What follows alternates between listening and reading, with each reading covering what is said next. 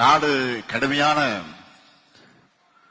சூழலை எதிர்கொண்டிருக்கக்கூடிய காலகட்டத்தில் கொள்கை உணர்வோடு நாமெல்லாம் இந்த மேடையில கூடியிருக்கிறோம். ஆகவே திராவிட பொதுவுடைமை முகாமாகத்தான் நான் இந்த மேடையை நான் கருதுகிறேன். நம்முடைய தோழமை இயக்கங்களை சேர்ந்தவர்களும் இந்த மேடையில் இருக்காங்க. நம்மோட இந்த ஒற்றுமைதான் பலருடைய கண்ணை உறுத்தி கொண்டிருக்கிறது. என்னடா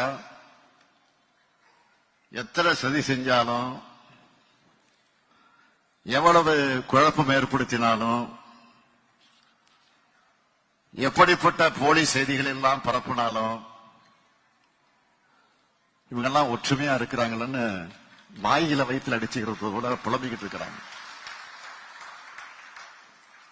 அதுலயும் எதிர்கட்சி தலைவராக இருக்கக்கூடிய திரு பழனிசாமி அவர்களுக்கு கம்யூனிஸ்டுகள் மேல திடீர்னு பாசம்,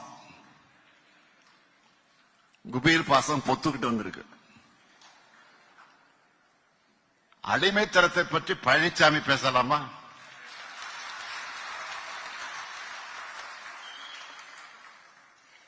பேசுவதற்கு அவருக்கு என்ன உரிமை இருக்கு? எங்களை பொறுத்த வரைக்கும் இங்க இருக்க யாருக்கும் யாரும் அடிமை இல்லை.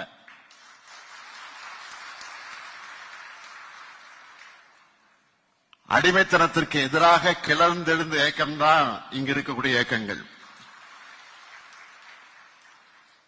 திராவிட இயக்கமும் கம்யூனிஸ்ட் இயக்கமும்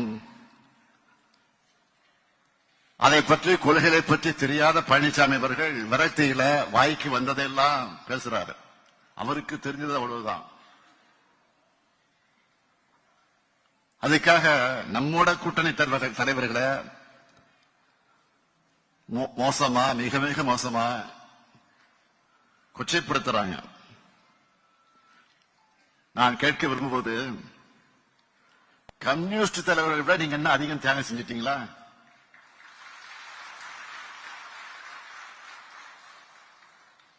நம்முடைய எழுச்சி தலைவர் திருமாவளவனிட நீங்க என்ன பெரிய தியாகம் பண்ணிட்டீங்களா?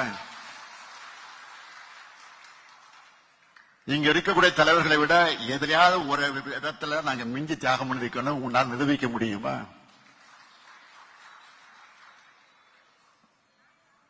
உடைக்கப்பட்ட மக்கள் உரிமைகளுக்காக போராடி கொண்டிருக்கக்கூடிய இயக்கங்கள் இந்த இயக்கங்கள்.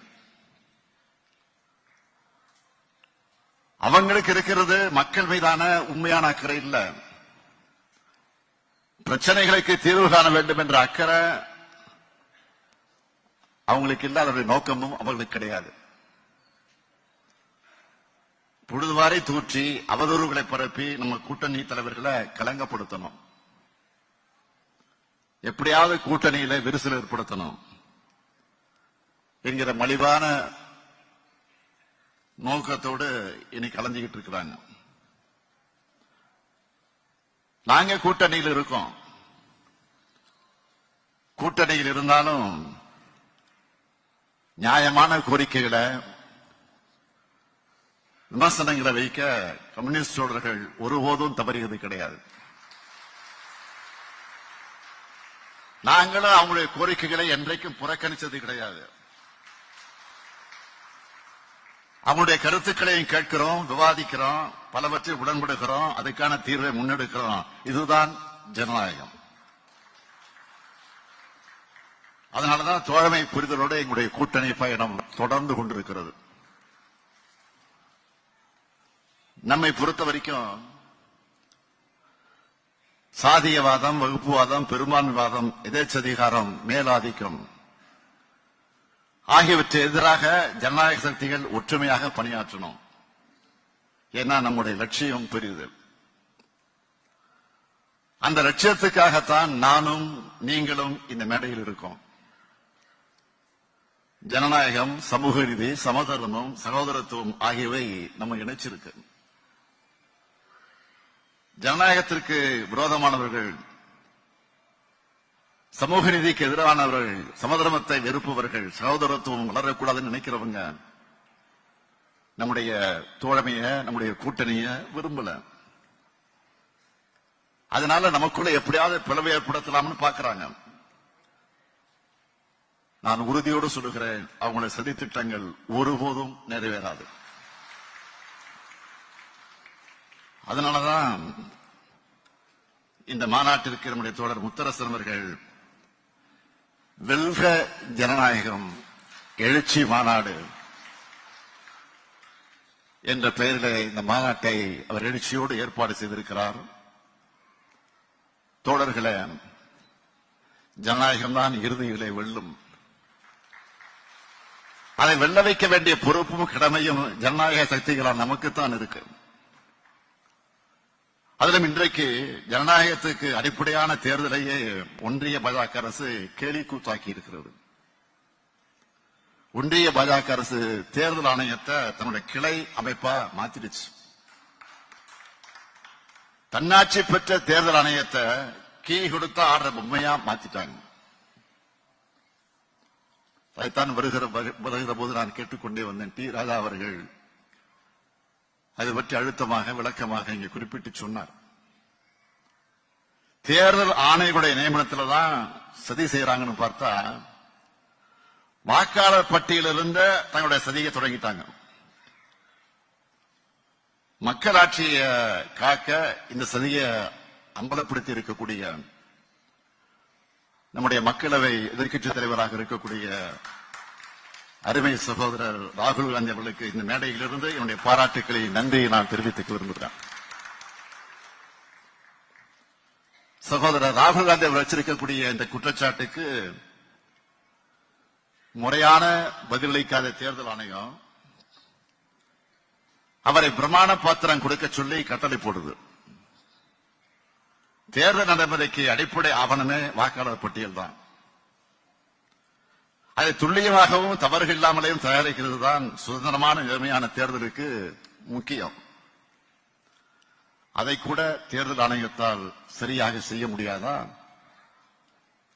அரசியல் சட்டம் வழங்கியிருக்கக்கூடிய கடமையிலிருந்து தேர்தல் ஆணையம் தவறிடுச்சு. தமிழ்நாடு உள்ளிட்ட பிற மாநிலங்களில் தேர்தல் நடைமுறையை தொடங்குறதுக்கு முன்னாடி சுதந்திரமான நேர்மையான முறையில வாக்காளர் பட்டியலை சரிபார்த்து உறுதிப்படுத்துற பணியை தேர்தல் ஆணையம் நிறைவேற்றணும். ஒன்றியத்தில் பாஜக அரசு அமைஞ்சா என்னவெல்லாம் நடக்கும்னு நாம் எச்சரித்ததெல்லாம் இப்போ நடந்துகிட்டு இருக்கு. இந்தி மொழியை கட்டாயமாக்குறது, சமஸ்கிருதம் மேல இருக்கக்கூடிய பற்றால நாம சொன்னதை உண்மையாக்கி இருக்கு. பட்டப்படிப்பு படிக்காமலேயே பாரம்பரிய குருகுலத்தில் படிச்சு, நல்லா போனீங்க, பாரம்பரிய குருகுலத்தில் படிச்சவங்க ஐஐடியில நிறுவனங்கள்ல மாசம் 75,000 ரூபாய் உதவித்தொகையோடு சேரலாம்னு திட்டம் கொண்டு வந்திருக்கிறாங்க. RSS அமைப்பை முன்னிலைப்படுத்துவாங்கன்னு சொன்னோம். இப்ப நாட்டோட பிரதமரை விடுதலை நாள் உரையில RSS குழந்தை பேசி இருக்கிறாரு. அரசு வெளியிடக்கூடிய படங்கள்ல விளம்பரத்துல ஆனால் காந்திக்கு மேல சர்வார்கர் படம் இன்னைக்கு இருக்கு. இதுதான் இன்றைய அவல நிலை. அமலாக்கத்துறையை வச்சு தங்களுக்கு ஒத்துவராத எதிர்க்கட்சிகளை மிரட்டுவாங்கன்னு சொன்னோம். தொடர்ந்து நடத்துறாங்க, பார்த்துக்கிட்டே இருக்கணும். இன்னைக்கு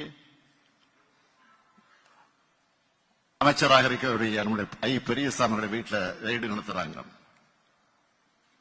உறவினர் வீட்டுல ரெய்டுன்னு ஒண்ணு ஓடி வந்து கூட்டணியில சேர்ந்து நாங்க என்ன பழனிசாமியா?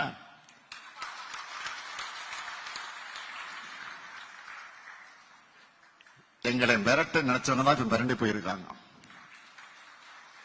இதை விட மோசமான அணுகுமுறை எல்லாம் பார்த்த இயக்கம் தான் திமுக. நெருப்பாற்றில நீந்திய பிழக்கப்பட்டவங்க நாங்க. உங்களுடைய எண்ணம் எந்த காலத்திலையும் நிறைவேறாது. வழக்கம் போல தமிழ்நாட்டு மக்கள் உங்களுக்கு தோல்வியைத்தான் கொடுப்பாங்க.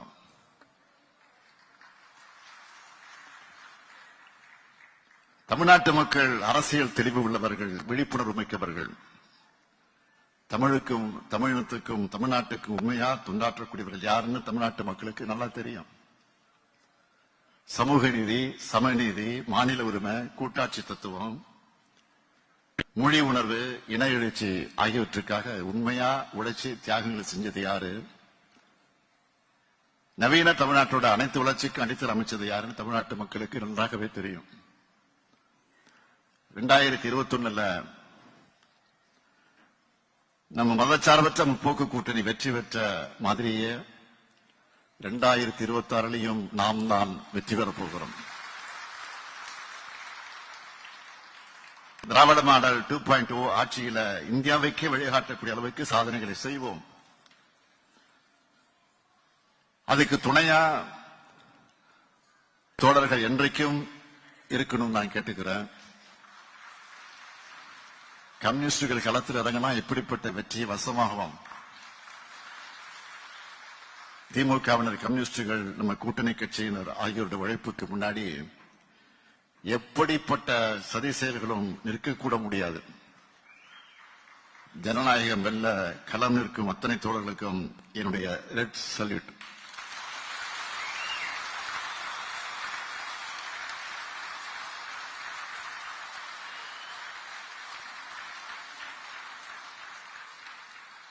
இன்றைக்கு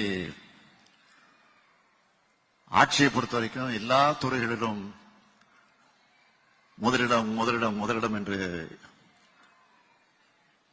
ஏதோ நான்கு சொல்லல, ஒன்றியத்தில் இருக்கக்கூடியவர்களை ஆய்வு செஞ்சு இன்றைக்கு அந்த ஆய்வை வெளியிட்டுக் கொண்டிருக்கிறது. ஆக எல்லாவற்றிலும் முதலிடம் முதலிடம் என்று பெறக்கூடிய நம்முடைய கூட்டணி, நம்முடைய மதச்சார்பற்ற திராவிட முன்னேற்ற கழகத்தின் தலைமையில் இருக்கக்கூடிய நம்முடைய கூட்டணி மிகப்பெரிய அளவில் வெற்றி பெறும், வெற்றி பெறும், வெற்றி பெறுவதற்கு உறுதியெடுப்போம், உறுதியெடுப்போம் என்று கேட்டு இந்த சிறப்புக்குரிய இந்த மாநாட்டில 26வது மாநில மாநாட்டில உங்களோடு சேர்ந்து நானும் பங்கேற்கக்கூடிய நல்லதொரு வாய்ப்பை பெற்று, என்னுடைய பெயரே ஸ்டாலின்.